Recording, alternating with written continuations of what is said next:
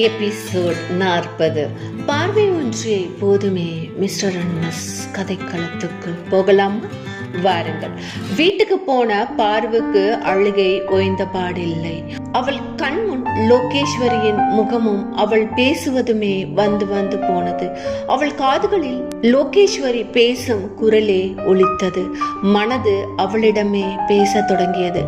என்ன ஆச்சு லோகேஸ்வரி, உனக்கு நீ சந்தோஷமா வாழணும்னு ஆசைப்பட்டி, அதுக்குள்ளே இது எப்படி நடந்துச்சு? யாரு பண்ணா?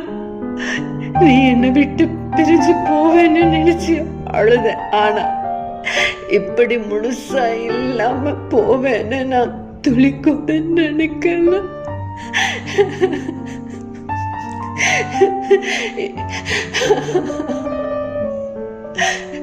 என்ன உலகம் இவ்வளவு மோசமானதா? கடவுளே, அழகான இந்த உலகத்தை எங்களுக்கு கொடுத்து அதுல ஏன் இந்த தீய சக்தியையும் படைக்கணும்? பாசங்கிற உணர்வை படைச்சு அதை வேரோடு வெட்டி எரிஞ்சு அதனுடைய வலிய அணு அணுவா நீங்க ரசிக்கிறது எந்த விதத்துல நியாயம்? லோகேஸ்வரி என்ன பாவம் பண்ணா? தனக்கு பிடிச்ச வாழ்க்கை கிடைக்கலனாலும் தனக்கு அமைஞ்ச வாழ்க்கைய வாழணும்னு எத்தனை ஆசைகளை சுமந்து இருந்தா. என்ன நடக்குது இங்க? அழுதாள். அழுது தலை வலியால் குத்தியது. மனம் வேதனையால் வலித்தது. கண்கள் சிவந்து முகம் வீங்கி போனது. கைகள் பயத்தில் நடுங்கியது. இதற்கு மேல் இந்த வீட்டில் இருக்க முடியாதவளாய் தன் பேக்கை எடுத்தாள். பீரோவை திறந்து ஓரிரு சுடிதாரை எடுத்து தன் பேக்கில் திணித்தாள். பர்ஸை எடுத்து தன் ஹேண்ட் பேக்கில் வைத்தாள். கிச்சன் சென்று மீதி இருந்த உணவுகளை எல்லாம் எடுத்து ஃப்ரிட்ஜில் வைத்தாள். வாஷ் பேஷன் அருகே சென்று உள்ளங்கை நிறைய தண்ணீரை பிடித்து முகத்தில் அடித்தாள். டவல் கொண்டு முகத்தை துடைத்தாள். நெற்றியில் ஒரு ஸ்டிக்கர் பொட்டை வைத்தாள். தலையை கலைந்து கொண்டை போட்டாள். டோர் கீயை எடுத்து பேக்கை எடுத்து மாட்டிக்கொண்டு ஓலா புக் செய்தாள். கதவை சாத்திவிட்டு வெளியே வந்தாள். ஓலாவுக்காக வெயிட் செய்தாள். மனதில் ஏதோ தோன்ற வேகமாக மீண்டும் வீட்டின் கதவை திறந்து உள்ளே சென்றாள். உள்ளே சென்றவள் பெட்ரூமுக்கு சென்று ஜெயஸ்ரீயின் பார்வை ஒன்றே போதுமே புத்தகத்தை எடுத்து தன் ஹேண்ட் பேக்கில் வைத்துக்கொண்டு மீண்டும் கதவை சாத்தி வெளியே வந்தாள். ஓலா வந்து நின்றது. ஓடிபி சொல்லி ஓலாவில் ஆட்டோவில் ஏறி உட்கார்ந்தாள். பிரணவ் ஆட்டோவை விட்டு கீழே இறங்கினான். ஹோட்டல் சென்று ஒரு பிளேட் இட்லி, 2 வடை, கொஞ்சம் சீக்கிரம் கிடைக்குமா? ஆட்டோ வெயிட்டிங்ல இருக்கு என்றான். சார் 5 நிமிஷத்துல கொண்டு வந்துடுறேன் சார் என்று சொல்லிவிட்டு வெயிட்டர் உள்ளே சென்றார். நேரம் பார்த்தான். மணி 10:45. பரத்துக்கு கால் போட்டா சரியா இருக்கும் என்று தோன்றவே மொபைலை எடுத்து பரத்துக்கு கால் போட்டான். மறுமுனையில் பரத் உடனே கால் எடுத்தான். சொல்லுங்க பிரணவ் என்றான். சூப்பருங்க பரத், என் பேரு இவ்வளவு ஞாபகம் வச்சிருக்கீங்க. என்னங்க, ஒரு நாள் தான் ஆச்சு, அதுக்குள்ளே மறக்க முடியுமா? சொல்லுங்க பிரணவ், எப்படி இருக்கீங்க? நான் நல்லா இருக்கேன். ஆக்சுவலி நான் சென்னைக்கு வந்து இருக்கேன் என்னோட பிஸ்னஸ் விஷயமா.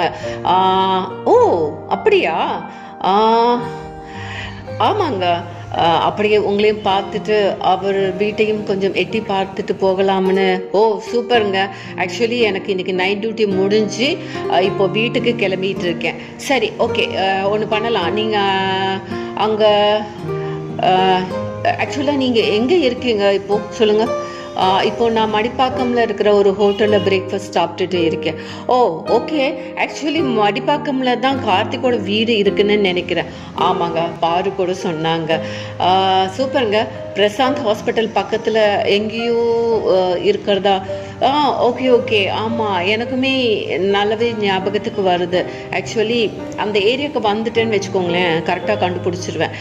சரி, ஒன்று பண்ணுங்க, நீங்கள் அங்கே போய் இருங்க சாப்பிட்டுட்டு.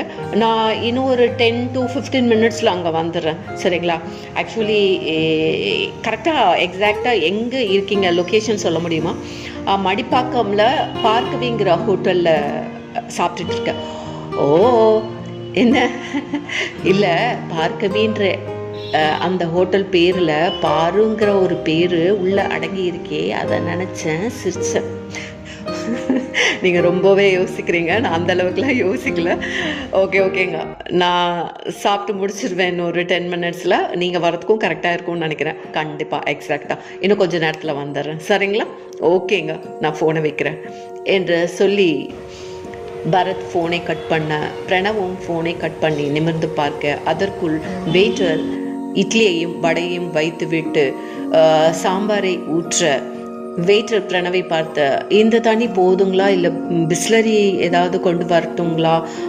இல்லை, எனக்கு ஆக்சுவலாக ஒன்று பண்ணுங்க, எனக்கு இந்த தண்ணி ஓகே, பட் கொஞ்சம் சூடாக கிடைக்குங்களா?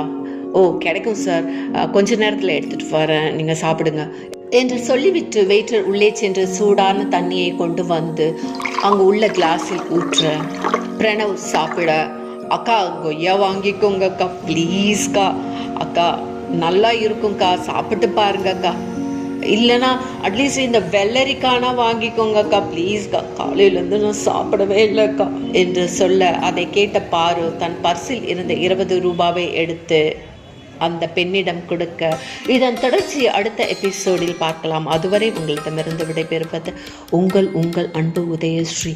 நன்றி, வணக்கம்.